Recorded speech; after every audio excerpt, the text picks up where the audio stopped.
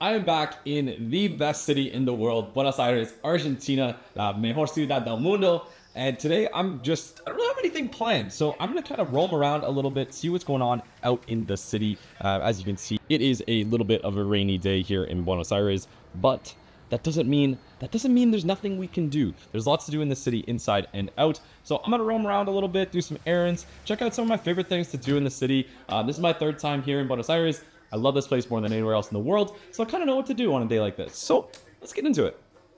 All right, first thing I'm gonna do is actually go and get some pesos, some Argentinian pesos using US dollars. At the time of this recording in March of 2025, the blue dollar is not as impactful as it used to be. There's a lot of other videos on YouTube. I have a couple about it. I don't want to beat to death the idea of the blue dollar, but essentially it was a secondary form of exchanging US dollars into Argentinian pesos at a different exchange rate than the official rate that you would get at a bank, let's say. And the reason for this was during hyperinflation over the last few years, Argentinians really just couldn't keep up with it. So they essentially developed an underground cash exchange system through Western unions and cash houses, where you would go in and use US dollars. You would actually receive much more pesos than you would than if you went to a bank and withdrew it through credit card, or even used US dollars at an official exchange at a bank. For reference, when I first came here in December of 2022, at the time, the official exchange rate, if you were to go to a bank, let's say, and take out $1 US, would have been about 200 to 250 pesos.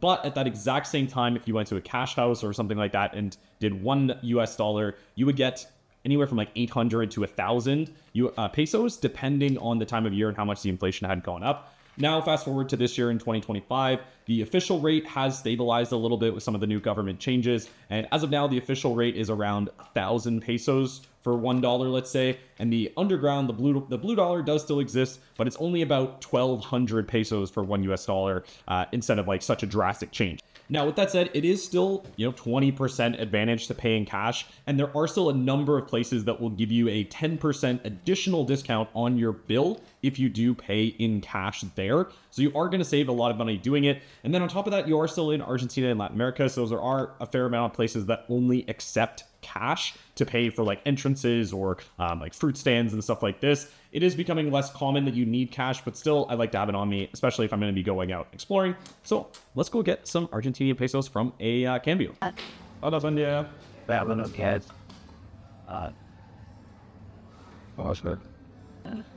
Sí, este bien. Gracias. No, no tengo, perdón. Gracias.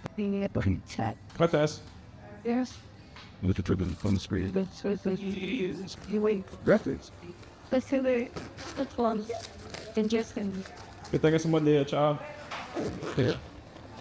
Like it. Yeah. Pesos are secured.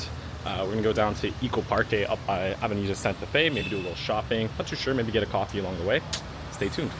Well, it says it is open, but in true Latin American fashion, Eco Parque is not open. So we're gonna go try and go to the Japanese gardens or something like that. But hopefully is open. It is Sunday afternoon. I thought Eco Parque was only closed on Mondays, but it turns out it is still closed on Sundays. So plan B. I'm not sure yet of what I did, but I ability to let that.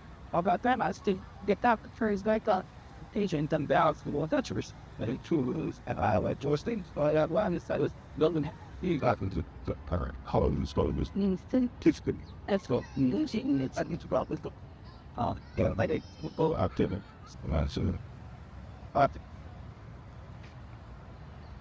Charlotte, this was back. Buenas tardes a todos. Vamos a continuar con las actividades en la jornada solidaria en Well, Japanese gardens were definitely more expensive than they were last year. I think I paid, I want to say 4,000 or 5,000 last year for a visitor. As a foreigner, this was 13,500 this year, so definitely a little bit more expensive. It was still only 4,500 for Argentinian residents, but for foreigners was quite a bit more. Yeah, it's a really nice kind of break from the day. I like to go in there. I used to go a bit more often, but 13 bucks, 10 bucks, let's say USD each time is definitely a little bit pricier than an everyday kind of trip. But yeah, still a pretty cool thing to go check out if you haven't already. Anyway, we are now in Plaza Alemania, which is the German plaza, pretty close to the Japanese gardens. It's Yeah. pretty nice. They have a lot of like kind of German German heritage, I guess, plaques, and like the city's along here. It's like Bern, Hamburg. Don't really know too much about this plaza, to be honest. I know during COVID, a lot of these were closed, and they did a bunch of renovations, like modernizing them and cleaning them up, so that when the city was opening back up after COVID, they would be a little bit nicer. So all of these, like Plaza Italia, Plaza Alemania, Plaza de Mayo, like all these different places got sort of like tuned up during COVID when the city was locked down. So they, like, honestly, you could spend a day just kind of roaming around in Buenos Aires, checking these places out. It's gorgeous. And it's like a nice, like, chill, free thing to do. Most of them are free. Eco Parque is free. Japanese Gardens is one of the only ones you do have to pay for. The rest of them are pretty well free, which is nice. So I think I'm gonna go check out maybe a museum. I was hoping to get out earlier in the day, but it was raining, so here we are. I now walked a little bit further, and I'm at the Plaza de República de Peru, which is kind of in front of me here. And this area is like in Palermo Chico, it's called, which is like kind of old money Buenos Aires, I would say. And there's like this Le Parc building, condo building over here, which is one of the most expensive in the whole city. And then behind me on this side is the Museo de Latinoamérica de Buenos Aires. It's MALBA, is the acronym for it. Been in here, it's kind of like, I would say, more of like a modern art museum than anything. They have this cute little restaurant on the outside called Coronado, right over here. But yeah, I've already been in here, so I'm not going to go in there today. Yeah, let's just gonna keep kind of touring around. There is a museum that is still open until 8 that I'm gonna go check out, see if we can get in there. All right, this area along Palermo Chico is kind of interesting. It's like where all the embassies are. So like I'm walking by I think it's the Slovenian embassy, and then back there was the Uruguayan embassy. On the other side of the road is like the Haitian, the España. Yeah, just like this neighborhood, I guess that's where they're all, like, a lot of them are bundled up. The US one is kind of far away. From here, it's over on JFK Boulevard, and then that's where the Canadian one is too, over on that side. But yeah, this area is like pretty nice, and it's like a different feeling than the rest of Palermo. I'd say Palermo Chico. It's like a lot of like higher rise buildings, and then in this neighborhood, particularly with all the embassies, yeah, I'm coming up on the Spanish one. I just realized, let's turn and see. You can see the Spanish flag, not blowing, no wind at all today. And then that is I think the UN flag. Yeah, this area is kind of cool. I usually come up here once a trip just for like a big walk around the city, and that's basically what I've been doing today. I'm like 3 hours into this trip, but it's yeah, the city itself just has so many cool little areas you can go exploring. I'm gonna turn into the Plaza de Chile, I believe, is the next one up, and then there's a museum over here I've never been to that I did want to check out. Yeah, it's Embajada de España. So let's just keep walking around, see what we find.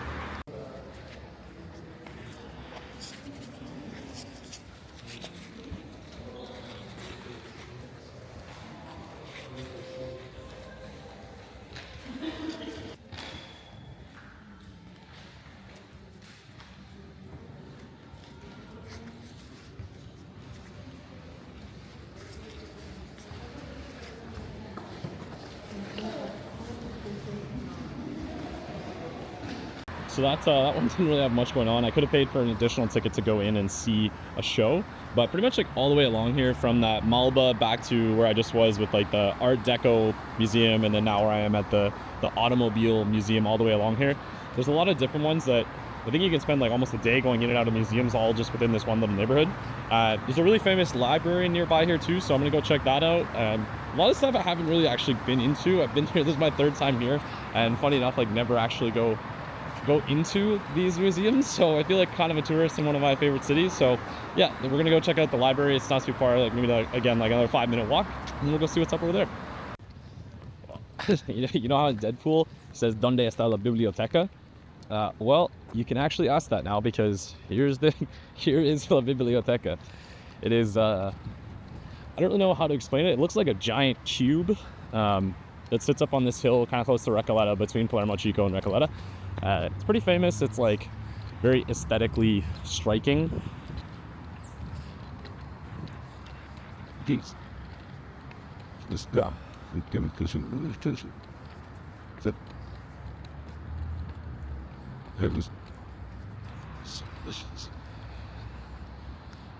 So here's what it looks like from the front. It's like, it's really weird looking.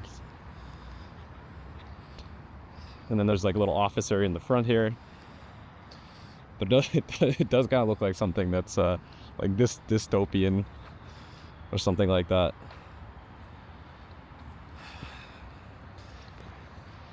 All right, well, we're gonna keep going on our tour. I'm not gonna go into Recoleta Museum because, or Recoleta Cemetery, because I have done that before.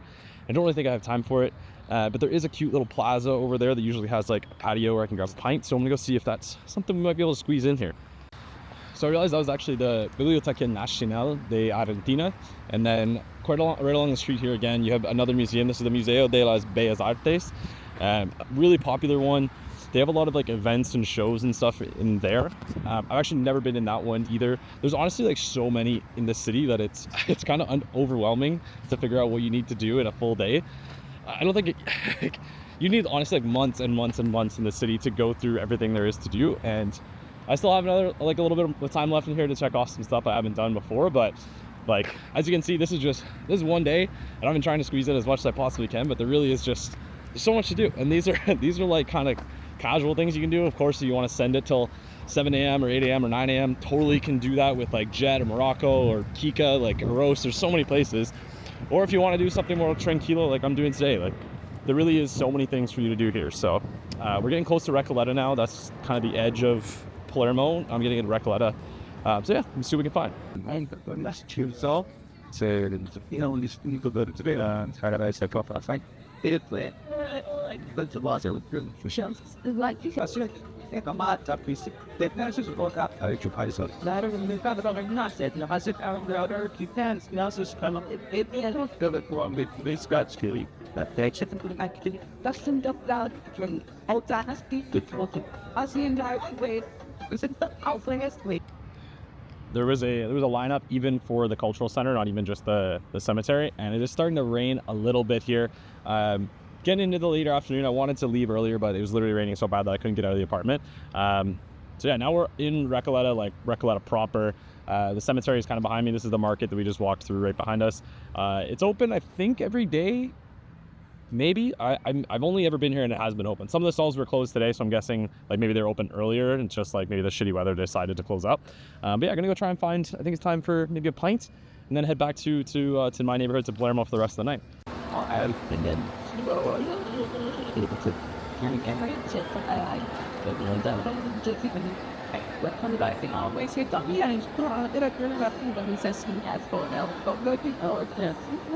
what's to refer to this year and stuff.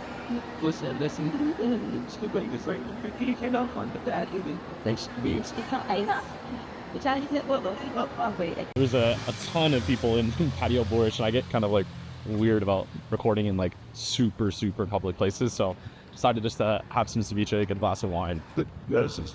Now I'm gonna head back, walking from Recoleta to Palermo. It's gonna be like a 45, 50 minute walk. Yeah, gonna finish the day, head back to Palermo, and then we'll finish it out there. All right, we're back in the gaff.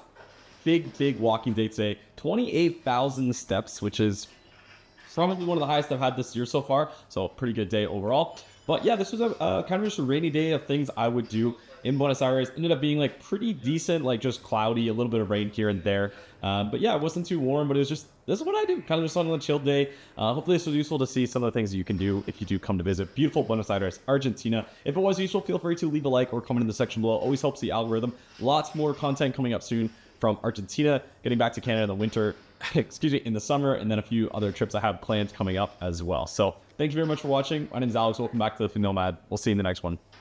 Peace.